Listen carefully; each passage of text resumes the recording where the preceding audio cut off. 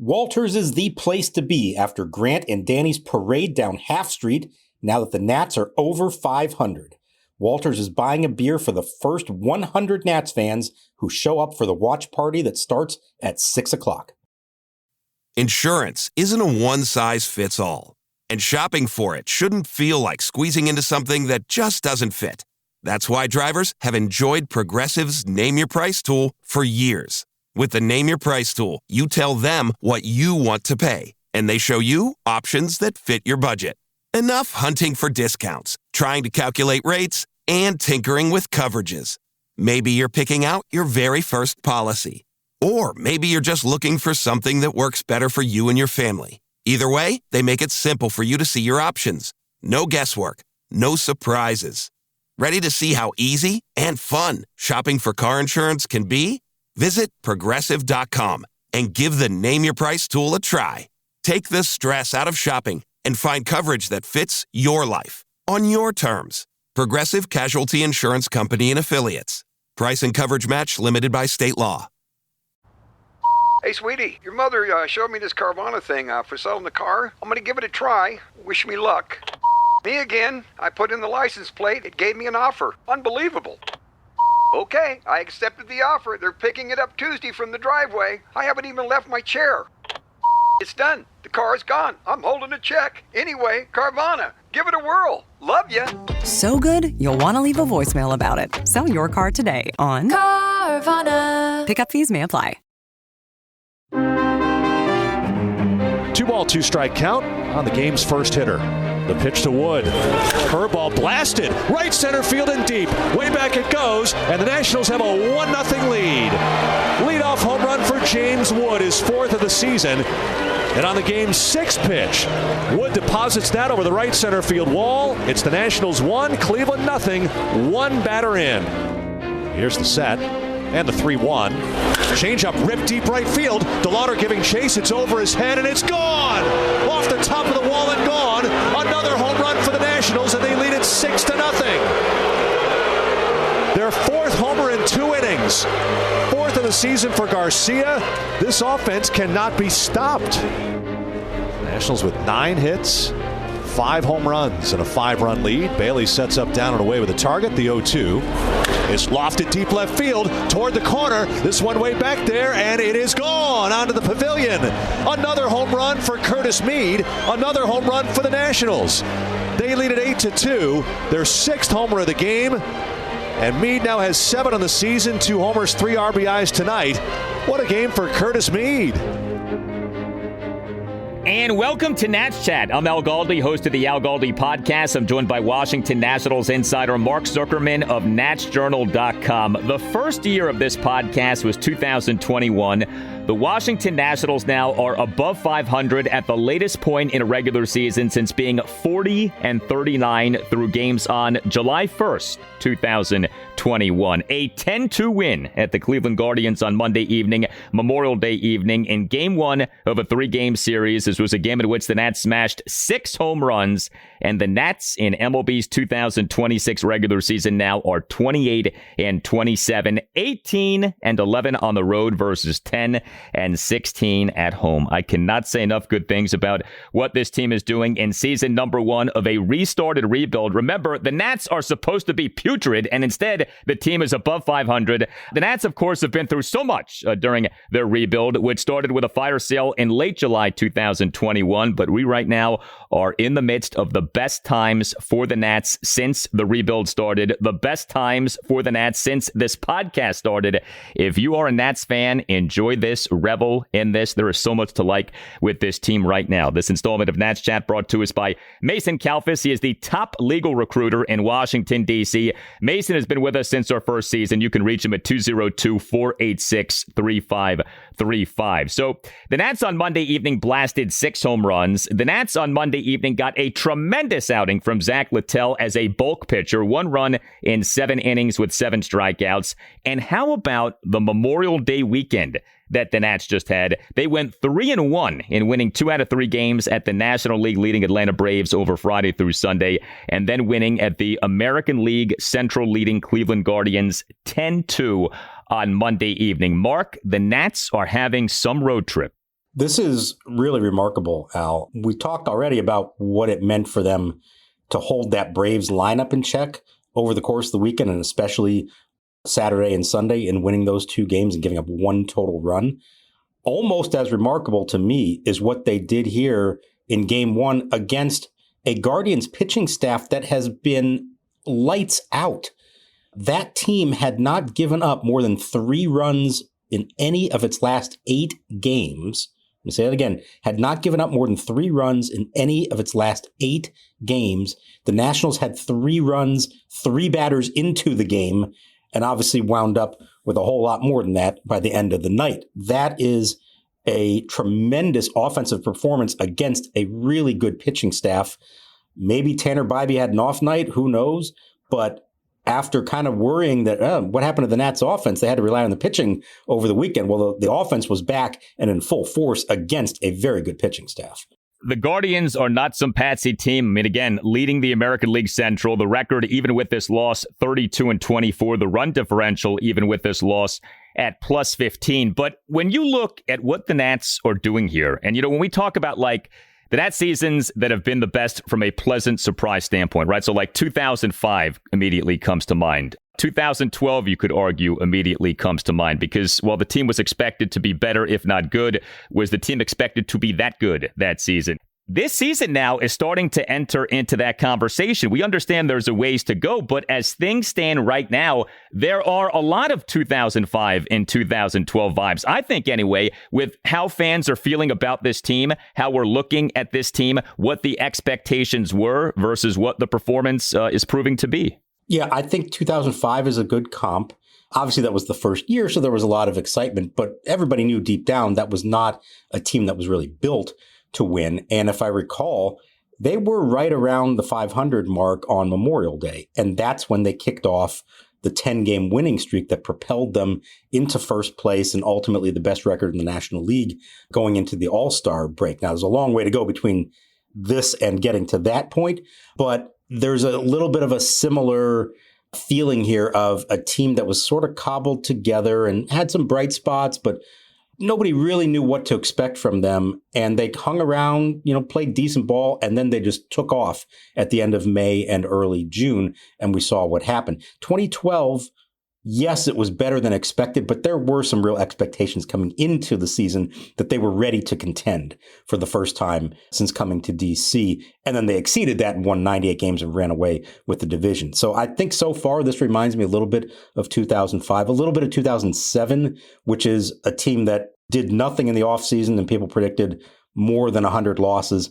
And they exceeded those expectations and got to, I think, 73 wins. But the difference is that team was filled with cast-offs. It was Ryan Zimmerman and a bunch of cast-offs. This team, as we know, is built with some actual young talent that they hope is a part of this thing in the future when they do finally win. And who knows, maybe that day that they are going to be ready to win is going to come a little sooner than we all thought. What about 2011? The Nats finished a game under 500. We're doing quite well. Everyone remembers 2011 for the Jim Riggleman fiasco, but that was a team coming off multiple bad seasons that ended up being pretty decent and, of course, set the table for that breakout 2012 season. Right. And the difference there is that chaotic summer. Now, they actually were on a winning streak when Riggleman resigned. That was in late June. And it was sort of like, hey, maybe this team's starting to get serious. And they're kind of right around 500. And then he resigns. Davey Johnson takes over. And, he held them together and they did well. And that was certainly probably more than any other season that they've had in team history. You got to the end of that season and you said to yourself, okay, they're ready now. The time has come. And that's what you saw now in 2012. That would be a great comparable if they can keep this going and just stay somewhere in this vicinity around 500 and have real building blocks like that 2011 team was starting to put together. And then you go into the winter and go into next season and say, yes, there was a lot of positive momentum last year. All the right people are in place. Perhaps ownership is ready to now invest a little bit more and add to what they already have. And then you're off and running in 2027. Again, long way to go between now and then. But we've talked a lot about this idea of how long does this have to take, this process? And are they focused on 2028 and not even on 2027? And they weren't really trying to win this year. And that may all still be true. But the group of players that they have put together, the longer they keep playing like this, the more they're going to put pressure on the people in charge to maybe adjust their thinking. And who knows what that looks like? I'm not going to come out and say, oh, they're going to be buyers at the trade deadline or anything like that. But if they keep doing this, they're going to force the front office and ownership to maybe reevaluate some things and say, you know what? Maybe we're a little closer to being ready to be more aggressive and be a team that expects to win instead of thinking multiple years down the road. Well, the president of baseball operations, Paul Taboni, told us in his appearance on this podcast months ago, the players are going to dictate the timeline here. How they do, how they develop, that is what is going to govern how long this rebuild takes. The way I see it is it's not up for, to me to dictate like with great specificity what the timeline is going to be, because things can change so quick. If James and Dalen and CJ and whoever, right, go out, Cade and, all our guys go out there and have unbelievable years this year, they are accelerating the point at which like we are motivated to really push the chips in. And so things can change pretty quickly. And he's 100% right about that. And if these guys do better than anticipated, then the timeline is expedited. And we may well be seeing that with what is happening here. Things are happening with the Washington Nationals. But man, this offense, again, outstanding in this 10-2 win at the Guardians on Monday evening. 10 runs, 15 hits, which were 6 home runs, 2 doubles and 7 singles, 1 walk, 2 for 8 with runners in scoring position. The Nats did strike out 11 times, but nobody cares when you hit 6 home runs. The Nats hit a whopping 5 homers off Guardian starting pitcher Tanner Bybee, who allowed 7 runs in 3 innings. Tanner Bybee, as many of you know, is a pretty good pitcher. This is not some, recent call-up. This is not some, fading veteran. Tanner Bybee came into this game with an ERA of 3.75 over 11 games, all starts. But the Nats on Monday evening had their way with Tanner Bybee. The 6 homers came from 5 guys. James Wood as the Nats starting DH and number 1 batter, 4 for 5 with a solo homer and 3 singles. Wood in the Nats 3-run first, a leadoff homer to right center field for a 1-0 Nats lead, despite having been down at 1.12, the homer going a projected 412 feet per Statcast. CJ Abrams as the Nats starting shortstop and number 4 batter, 1 for 4, solo homer. Abrams in the Nats 1-run third, leadoff homer to right field for a 7-1 Nats lead. So Wood and Abrams homered, but it was a lot more than just those two in this game. Curtis Mead hit 2 home runs. He was the Nats starting third baseman and number 3 batter, 2 for 5 with a 2-run homer and a solo homer. Mead in the Nats 3-run first, a 2-run homer to left field for a 3-0 Nats lead despite having been down at 1.02. Mead in the Nats 1-run fifth, a 1-out solo homer to left field on an 0-2 pitch for an 8-2 Nats lead. Some really good 2-strike hitting by the Nats in this game. And you look at Curtis Mead, his OPS now is 844. The Nats this past March 28th announced having traded a minor league catcher, Boston Smith, to the Chicago White Sox for Curtis Mead. How good does that trade look right now? Luis Garcia Jr. had 4 RBI. He is the Nats starting first baseman and number 2 batter, 3 for 5, 2-run homer, double, and a 2-run single. Garcia in the Nats 3-run second, a 2-out 2-run homer to right field for a 6-0 Nats lead. Garcia in the Nats 2-run sixth, a 2-out bases loaded full count 2-run single up the middle to put the Nats up 10-2. And Jacob Young homered again. He is the Nats starting center fielder and number 7 batter, 2 for 4 with a solo homer and a single. Young in the Nats 3-run second, a leadoff homer to left field for a 4-0 Nats lead despite having been down at 1.12. As his home run surge continues, he now is at 7 homers off having entered this season with a career 5 home runs over 1,006 MLB regular season plate appearances. So much to like from what the offense did in this game, but more scoring early in a game. 3 runs in the top of the first, 3 runs in the top of the second, another run in the top of the third. Early and often, the Nats were scoring and producing offensively in this game. So you said they traded him for a guy named Boston Smith. I think at this point they could have traded him for the entire city of Boston, and it would still come out as a win for the Nationals. That's how good Curtis Mead has been here lately for them. And we mentioned this maybe within the last week as we were talking about him suddenly becoming the third baseman because of the Brady House demotion. It's working because he is having success, not just against lefties, but against righties. He's got better numbers against righties than lefties, which was not the reputation. The idea was that he was a platoon guy, and that's what he was at first base with Luis Garcia. He's now got a .965 OPS against righties this year. Curtis Mead needs to be, if not the everyday third baseman, very close to the everyday third baseman. And I think you're going to see more of that happening as long as he continues to play well like this. That's been great to see. You mentioned Wood and Abrams. We've talked for a while about how CJ had the higher OPS. James Wood's back ahead of him now, 938 to 924, thanks to his 4-hit night. And that's not a knock on CJ at all, who continues to be great. So that was good. Jacob Young hitting for power is fantastic. Luis Garcia with a 3-hit night is fantastic. Dylan Cruz hitting the ball hard and getting positive results.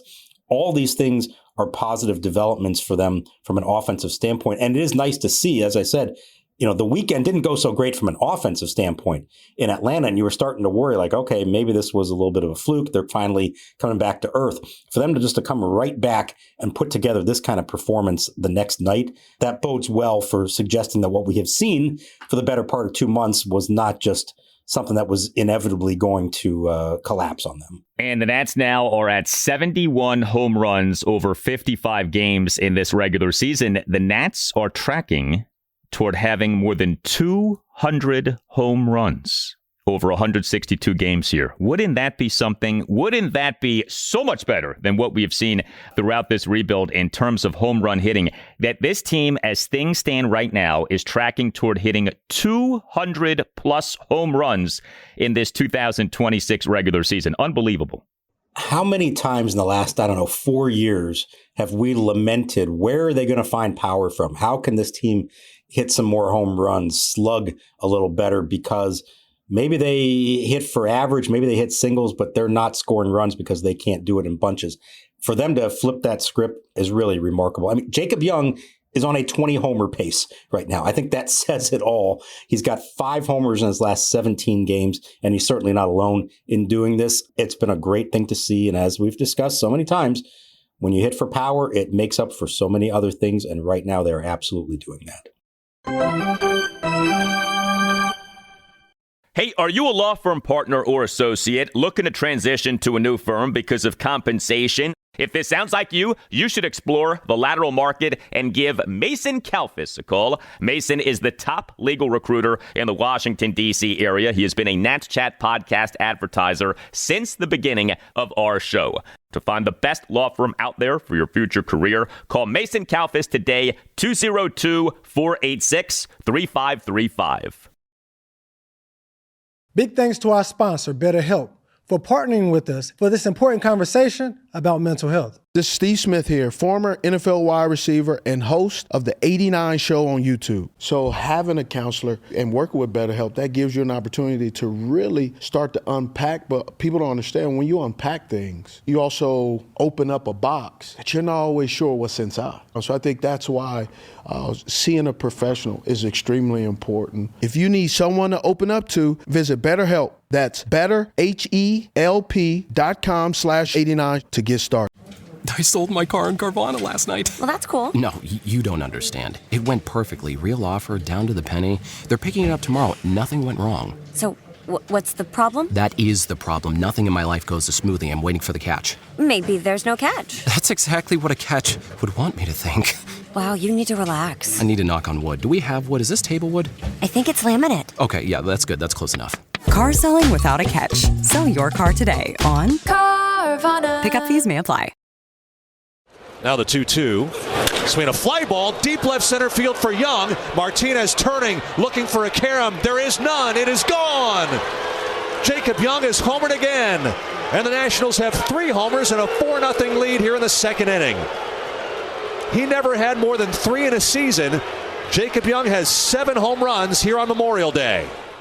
So we just talked about the 2005 Nats. More surprising, the Nats pitching in 2005 or the Nats hitting in 2026? What do you think?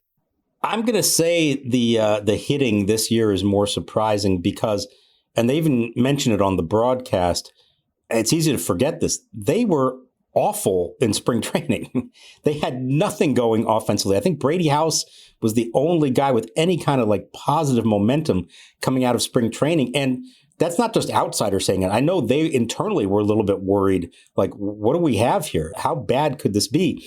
And then opening day in Chicago, they took off and they haven't looked back since. That to me is more surprising. In 2005, a little different environment. I think it was a little easier to be a really good pitching team like that one was. RFK was huge and they used that to their advantage. It was so hard to hit a ball out in the deep gaps there. They mismarked gaps in left center and right center, as we found out later on. That pitching staff may not have had all the names that would make you think it was elite, but I think the environment was more conducive to that. Whereas what they're doing offensively right now, I don't think there are very many people that saw this coming.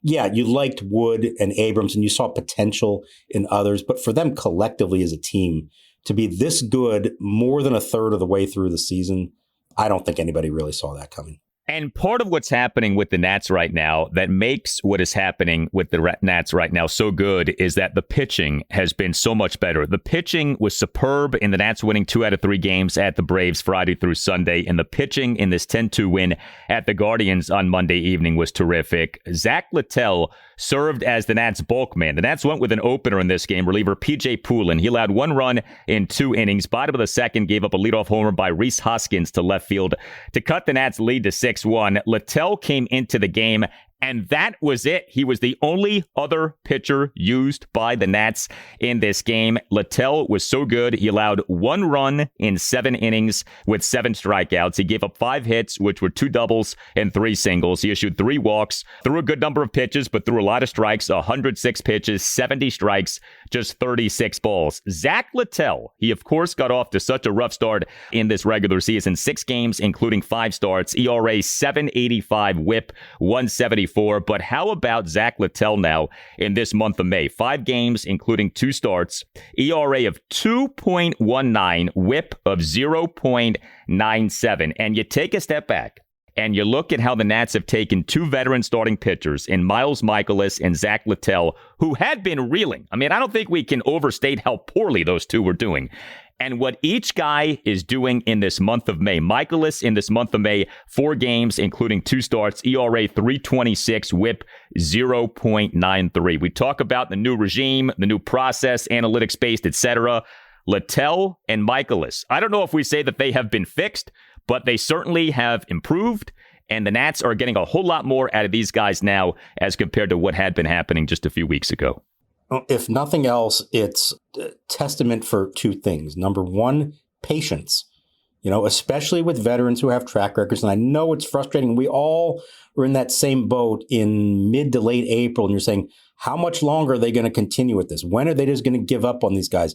Why aren't they willing to eat the money and just cut them loose? And one of the reasons you don't always do that is you say, we think there's something still in there. We want to trust that this guy can get it back on track based on what he's done in the past. I think it applies to Littell a little more than Mikolas because Littell's younger, was coming off several good seasons, and obviously signed late in spring training. So it wasn't a shock that he got off to a bad start. Now, he was beyond bad. He was awful of all the home runs that he was giving up. So it wasn't a guarantee this was going to happen. But I think the patience with him and the patience with Mikolas, and then the second thing, having a coaching staff that can identify what the problems were and helping these 2 figure it out. And I don't want to just give 100% of the credit to the coaches. Let's give credit to the actual pitchers for doing the job and figuring out what needed to be done and getting back to, I think in both cases from talking to them, it sounds like it really has been a case of getting back to what they know their strengths are, not pitching scared, attacking hitters, trying to locate down in the zone or on the edges, not trying to be too fine, just essentially trusting that they can still be good big league pitchers. And they're both proving that right now. Now, is it going to last? I don't know. I think in Littell's case, there's a better chance of that being true. I think in Mikolas's case, we all understand he's probably on borrowed time at age 37. But those 2 developments, I think, have been as important as anything. And I know they're not part of the long-term plan, but you went from a point where 2 out of 5 days, you were cringing because of who they were putting on the mound and thinking, okay, the only way you're going to win this game is if they score 8-9 runs. And now you're actually feeling good about the games that they're pitching. And they have deservedly gotten some wins in the games that Miles Mikolas and Zack Littell have been the bulk pitchers, if not always the starters.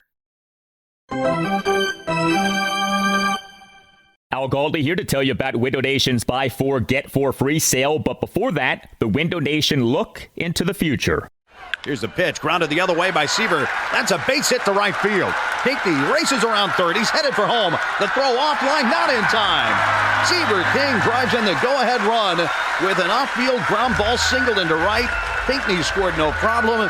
Window Nation has a great offer for listeners of the Nats Chat podcast, the Buy 4, Get 4 free sale, during which you could replace all of your home's windows and get half of them for free. Plus, you can get your windows with no money down and no payments or interest for 2 years. The sale ends soon, so call 866-90-NATION or visit windownation.com now to book a consultation. 866-99-WINDOW-NATION or windownation.com to book a consultation, and tell Window Nation that you want the deal that you heard about from Al Galdi on the Nats Chat podcast.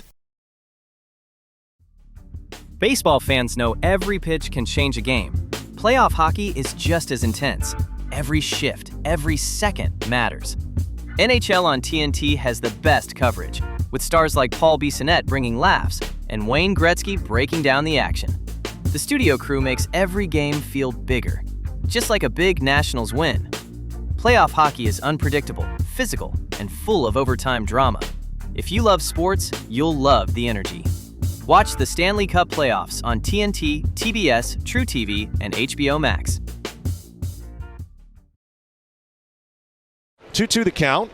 1-0 Nationals just underway. And the pitch, swinging a fly ball, well hit to left. Martinez back. He's bluffing. This one's going to be back, and it's gone. He acted like he wanted to make the catch. The ball clears the 19-foot wall. It's a home run for Carlos Mead, and the Nationals lead it 3-0. 3 batters in. You can always reach us on X. I'm on X at Al Galdi. Mark is on X at Mark Zuckerman. We are starting to get this question, so let's answer this question and have a little fun. Why not?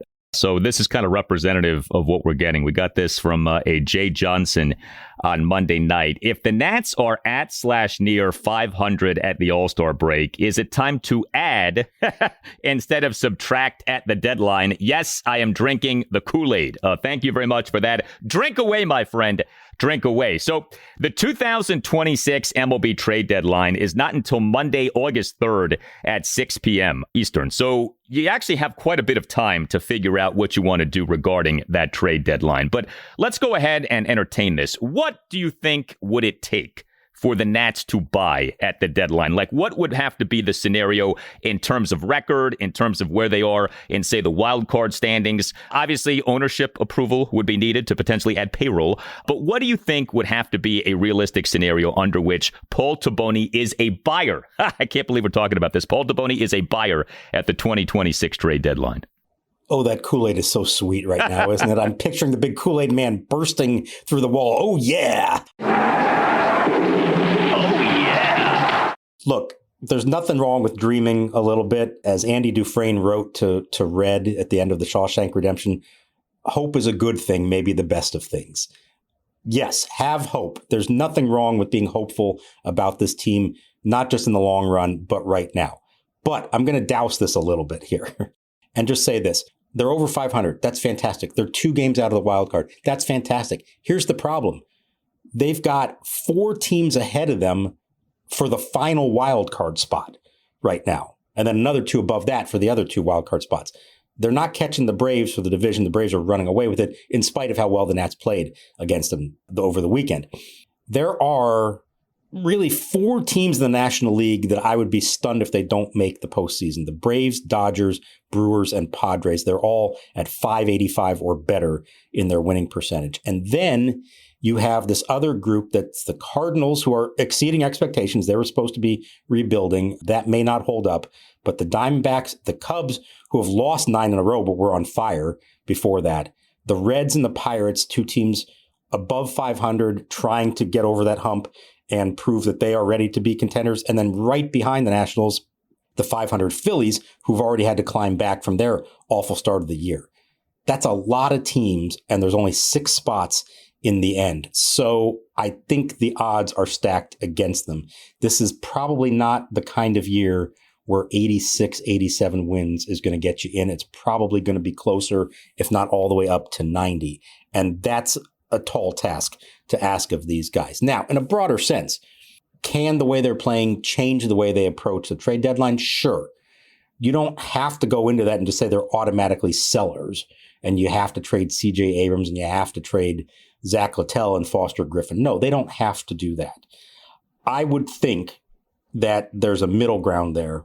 I would have a hard time seeing Paul Taboni being an aggressive buyer at the deadline and like a win now kind of move. Certainly not giving up anybody among the prospects who has a future or potential for future here. Maybe you can go get, an affordable bullpen arm or bench guy, supplemental pieces to help you out perhaps, but to go get like a big name starting pitcher or another big bat, what that would have to cost to give up, I really have a hard time seeing that. But what they could do is essentially stand pat.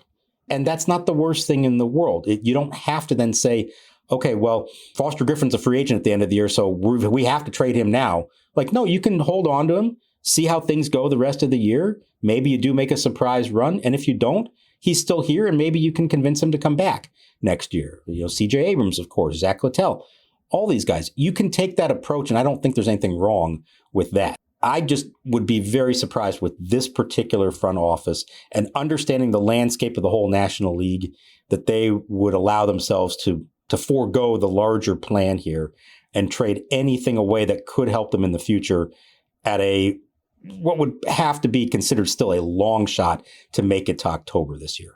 Couple of things. Number one, as appealing and enticing and exciting as being a buyer regarding the MLB trade deadline is, the truth is so many buy-side acquisitions regarding trade deadlines don't work. There are a lot of examples of teams overpaying at MLB trade deadlines. There are a lot of examples of acquisitions at trade deadlines just not doing all that well. We remember the ones that do exceptionally well, like, say Yoenis Cespedes for the Mets in 2015, that kind of a thing. There are so many that don't work out. So it's actually not as exciting as maybe it appears to be on the surface. The other thing, though, is this. I think the CJ Abrams aspect of all of this is what becomes especially interesting. Foster Griffin, okay. Zack Littell, okay. But Abrams to me is the thing, because I think we all entered this season kind of thinking pretty good chance he gets dealt. If this team is further along than anybody thought, and Abrams is doing as well as he is doing, yes, you could argue that increases the likelihood of him being traded because his stock is high. But you also could argue, hey, if this team is close and Abrams is only in his mid-20s and is still under team control for multiple seasons, it's not like he's going to be a free agent this coming season. Does that alter the calculus in the mind of Paul Taboni regarding whether he wants to trade CJ Abrams this season or this coming offseason? I think that becomes really interesting, and that perhaps is a conversation that is being changed by how well the Nats are doing. Yeah, that's when I'm talking about standing pat. I'm thinking in those kind of terms, because the idea there is you're not just keeping him because you're trying to win this year, but maybe you're keeping him because you think you might be trying to win next year or the year after that when he's still under club control. I think the message that was sent when they traded Mackenzie Gore in January was not that they didn't like him as a pitcher, but they didn't believe that they were going to be in a position to win before he could become a free agent. And he's a free agent after the 27 season. So that makes a little more sense. In Abrams' case, you have another year beyond that. And the thought all along has been, okay, kind of the same thing. Are you really going to be ready to win before he walks? And if not, are you going to risk losing him and getting nothing in return? So why not try to maximize that and get players who are going to help you? And if he wouldn't be around here anyways when you're ready to win, what's the point of hanging on to him in the meantime? But if perhaps they're starting to think, hey, you know what, 2027 might be a winning season for us, and certainly 2028 is, and CJ Abrams is already under club control and not making that much money as an arbitration player, and one of the best hitting shortstops in baseball with an OPS over 900, and by the way, playing better defense in the last few weeks, if you've noticed as well. Yeah, there's a compelling case to say you don't have to do anything there. And it doesn't mean they couldn't still trade him someday down the road. But this idea of, you have to trade a guy with 2 years to go under club control. No, you don't have to do that at all. You can actually try to win with good players on your roster. And not a perfect example, but I thought about this a lot lately. Anthony Rendon was in his walk year, and the Nats won the World Series, and he was an MVP finalist third place. He was fantastic. And then they lost him to free agency. They got nothing in return for him. Do they regret that now? No. He had a terrible contract with the Angels. His career is essentially over. Yeah, the Nats didn't get anything in return for him, but you know what? They won a World Series, and he was one of the most important players on that team. So it's okay to hang on to a guy, let him become a free agent, and try to get everything you can out of him while you have him, and try to win while you have him. And I'd say the same thing about James Wood, because that conversation, sadly, is going to be coming up in a couple of years as well. What's the harm in trying to win with the guys you have while you have them? If you lose them in the end, okay, so be it. But at least you gave it your best shot to win while they were wearing your uniform. The Nats are 28-27, are in second place in the National League East, are 2 games out of the National League's third and final wild card spot. Things are happening with this team. It is great to have you with us on this podcast, which, as of early Monday morning, was the number 11 podcast in the country on the U.S. baseball charts per Apple Podcasts. We thank you so much for that. We cannot do this without you. That high ranking is a testament to you. So thank you so much for listening, for downloading, and for subscribing. It means a lot to us. We mean that sincerely. Number 11 in the country. We were so happy to see that. Also, we continue to appreciate those of you who are repping the podcast, not only at Nationals Park, but on the road as well. Our friend Val was sporting her Nats Chat podcast t-shirt at Progressive Field on Monday evening. Our friends Larry and Melissa Cohen continue to represent this podcast on the road. So we appreciate that so much. Nats Chat Podcast Nation is out there in full force these days, not unlike the team as a whole. That's right. I see so many fans when I'm on the road with them. Many of them, they see me, they mention first and foremost how much they love the podcast. Sometimes they wear the gear, but even if they don't, they listen to it all the time. It's so gratifying for us to know how it's grown and how excited people are right now. I would echo all those thoughts and also just want to chime in to thank everyone who has subscribed to Nats Journal over the last 3 months. Since I started that, we're up over 7,000 total subscribers to the site. A good number of those are paid subscribers. If you are someone who has a free subscription and you get some of the articles, consider upgrading to that paid subscription. You're going to get all the articles. I really do a deep dive, comprehensive piece after every game, and those are the ones that are behind the paywall generally. I'm grateful for everyone who has already signed up for that and has offered all the kind words since then, and encourage anybody who hasn't already checked it out or updated their subscription to go to the paid subscription. I would really encourage everyone to do that. Yeah, Nats Journal is outstanding. I read it every day. I know so many of you listening read it every day. Just tremendous Nats coverage. Love what Mark is doing with that site. This installment of Nats Chat brought to us by Mason Kalfas. He is the top legal recruiter in Washington, D.C. Mason has been with us since our first season. You can reach him at 202-486-3535. Game 2 for the Nats at the Guardians Tuesday evening at 6:10. The Nats have Cade Cavalli as their starting pitcher for the game. All Nationals radio highlights on Nats Chat, courtesy of 106.7 The Fan. For Mark Zuckerman, I'm Al Galdi. We thank you for listening, and we'll talk to you next time on the Nats Chat podcast. The bases loaded this year. The Rays have hit .333. They have hit 3 slams. The pitch swung on and popped up. Playable shallow right. Mercer out. Soto coming in. Soto moving into his right. Makes a one-handed grab, and the inning is over. John Lester walks the tightrope, and a little Houdini act. He gets to the other side.